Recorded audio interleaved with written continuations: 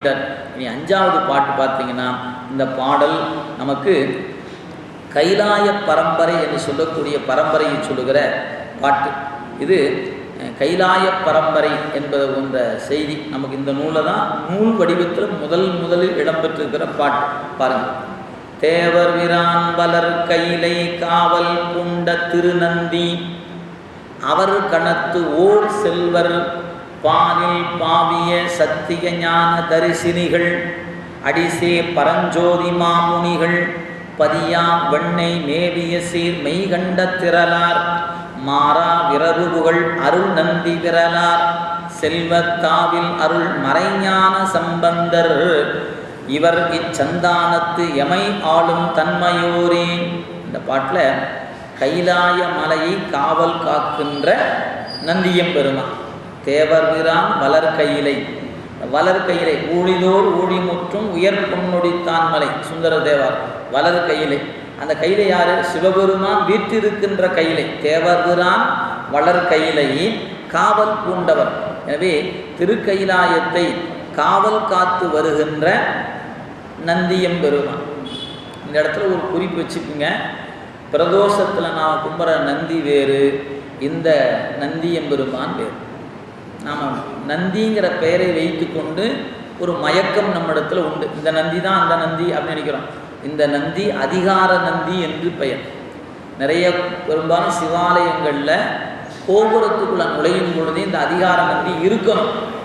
சில கோயிலில் இருப்பதில்லை, அதை விடுவிட்டு போயிருக்கலாம். நீங்கள் சரியாக பார்க்க நினச்சிங்கன்னா திருவாரூர் போனீங்கன்னா பார்க்கலாம். நந்தியம்பெருமான் இருப்பார்.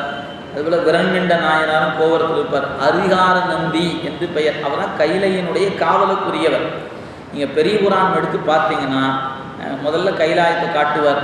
அப்படியே தூரத்து காட்சி, அப்படியே பக்கத்தில் நெருங்க என்ன தெரியுதுன்னு சொல்வார்.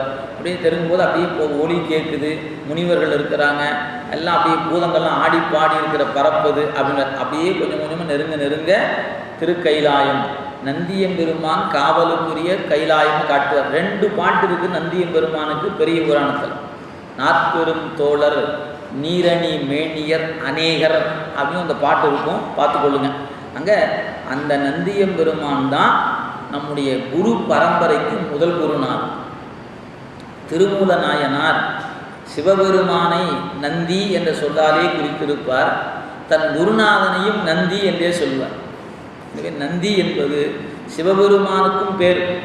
நந்தி நாமம் நமச்சிவாய என்னும் என்பது நம்முடைய ஞானசம்பந்த தேவர். நந்தி நாமம் நமச்சிவாய என்னும் சந்தையால் தமிழ் ஞானசம்பந்தன் சிந்தையால் மகிழ்ந்து ஏத்த வல்லார் எல்லாம் பந்த பாசம் அறுக்க வல்லார்களே என்று பாடுறார்.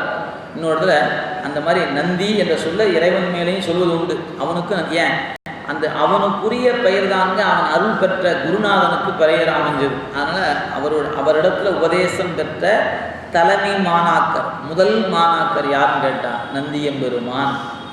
அவர் சிவபெருமானை போலவே இருப்பார். சிவ சாரூபம் பெற்றவர்னு இந்த அவருக்கு பெயர்.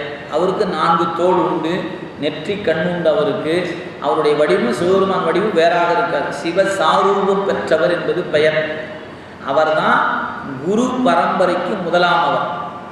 அவற்றிலிருந்து தான் நமக்கு இன்னைக்கு நம்ம படிக்கிற மரபு எல்லாமே அங்கிருந்து வந்தது தான் என்பதை நினைவில் கொள்ளும். எனவே சிவபெருமான் நந்தியம்பெருமானுக்கு சொன்னார். நந்தியம்பெருமான் என்ன பண்ணார்? 8 பேருக்கு சொன்னதாக திருமூலர் பாடுறார். அந்த 8 பேர் யாரு? சனகர், சனந்தர், சனற்குமாரர், சனாதனர், சனற்குமாரர். 4 பேர் மொத்தம். சனகர், சனந்தர், சனற்குமாரர், சனாதர் என்று 4 பேர். அதன் பிறகு பரஞ்சோதி முனிவர் என்று சொல்லக்கூடிய, அதாவது பதஞ்சலி என்று சொல்லக்கூடிய பதஞ்சலி முனிவர், வியாக்கரபாதர், திருமூலர். அது சொல்லும்போது அவருடைய திருவாக்கில் பார்த்தீங்கன்னா அந்த 9 பேரை சொல்லும்போது அவர் சொல்வார். இவ்வாறு இருக்கக்கூடியதில் அந்த பெயரை சொல்லும்போது 8 பேர் மொத்தம் பேரை சொல்லிடுவார். 9வது என்னோடு என்பர்பர். அந்த பாட்டு நீங்கள் பார்த்தீங்கன்னா தெரியும், திருமந்திரத்தில் அந்த பாடல் இருக்கிறது. எனவே 9 பேர் என்பது நாம் பார்க்கிற சந்தான பரம்பரை. அங்கே திருமூலர் காட்டும்போது 8 பேர் சொல்லியிருப்பார். அதில் ஒருவர் தான் நமக்கு வருகிற தொடர்ச்சி. இப்போ சிவபெருமானிடத்தில் உபதேசம் பெற்ற 4 அப்படின்னு நம்ம பெரும்பாலும் சொல்லுவது 4 பேர் தான் சொல்லுவோம். சனகர், சனந்தர், சனாதரர், சனத்குமாரன் 4 பேர். 4ஆவதாக இருக்க சனத்குமாரர் தான் நம்ம பரம்பரையில் தொடர்ச்சியாக வருகிறோம். நம்ம அந்த பரம்பரையில் வருகிறோம். நம்ம எல்லாரும் 4 பேர் யாருன்னு கேட்டால் பிரமனுடைய மானச புத்திரர்கள் என்று அவங்களுக்கு பேர். அதனால் சன என்ற சொல்லு 4 பேர்த்துக்குமே இருக்கும். சனகர், சனந்தர், சனத்குமாரர், சனாதனர் என்று 4 பேர். இந்த சன இருப்பதனால சனகாதி முனிவர் என்று அவங்களுக்கு பெயர் சொல்வது உண்டு. அதனால் அந்த வகையில் அந்த 4 பேரில் நமக்கு தொடர்பாக வரக்கூடியவர் தான் நம்முடைய சனத்குமாரர் என்கிறவர். அப்போ நம்ம பரம்பரை கணக்கு கொண்டு எப்படினோம், நந்தியம்பெருமான் அவற்றை மொத்தம் 8 பேர். அது நமக்கு வருக தொடர்ச்சி சனத்குமாரர் தான். நீங்கள் மற்ற பெயர் நினைவில் இருந்தால் மகிழ்ச்சி, இல்லைன்னா அவரை நினைவில் வச்சுக்கணும். நந்தியம்பெருமான், சனத்குமார் 8 பேரில் ஒருத்தர். 8 பேரும் பெரும்பாலும் சொல்ல மாட்டாங்க. 4 பேர் சொல்லுவோம். 4 பேர் சொல்வது தட்சிணாமூர்த்திக்கோட 4 பேர் உட்கார்ந்துருக்காங்க பாருங்கள். அந்த 4 பேர் தான் சனகாதி முனிவர்கள். ஆனால் திருமூலர் வாக்கில் 8 பேர் சொல்லப்படுகிறது. அந்த வகையில் இந்த சனத்குமார்கிட்ட உபதேசம் பெற்றவருக்கு பேர் சத்திய ஞான தரிசினிகள்னு பேர். சத்திய ஞான தரிசினிகிட்ட உபதேசம் பெற்றவர் தான் பரஞ்சோதி முனிவர். பரஞ்சோதியாற்று உபதேசம் பெற்றவர் மெய்கண்டார். அவற்று உபதேசம் பெற்றவர் அருணகிரி சிவன். அவற்று உபதேசம் பெற்றவர் மறையான். இந்த 7 பேர் இந்த பாட்டை சொல்லியிருக்கிறார். அப்படி பாட்டு பாருங்க. தேவர் பிரான் வளர்கையிலை காவல் கொண்ட திருநந்தி 1. அவர் கணத்து ஓர் செல்வர். ஓர் என்பது ஒப்பற்ற பொருள். அவர்கிட்ட உபதேசம் பெற்ற மாணாக்கரில் ஒருவர் அவர் சனத்குமாரர். ஓர் செல்வர் என்பது சனத்குமாரர். பாரில் பாவிய சத்திய ஞான தரிசினிகள். இந்த உலகத்தில் பரந்த புகழை கொண்டு இருக்கக்கூடிய சத்திய ஞான தரிசினிகள். பாரில் பாவிய உலகம் முழுக்க பறந்திருக்கக்கூடிய சத்திய ஞான தரிசினிகள் அவர். அடிசேர் பரஞ்சோதி மாமுனிகள். இறைவன் திருவடியை அடைந்த, அவருடைய திருவடி இடையராது சிந்திக்கக்கூடிய பரஞ்சோதி முனிவர். இந்த 4 பேருங்க. எனவே இங்கே சொல்லக்கூடிய இந்த பரஞ்சோதி என்பவர் வேறு. திருவிளையாடற் புராணம் செஞ்ச பரஞ்சோதியார், அந்த பரஞ்சோதியார் வேறு. 2 ஒரு பேர் அல்ல. திருவிளையாடற் புராணம் பின்வந்த நூல்.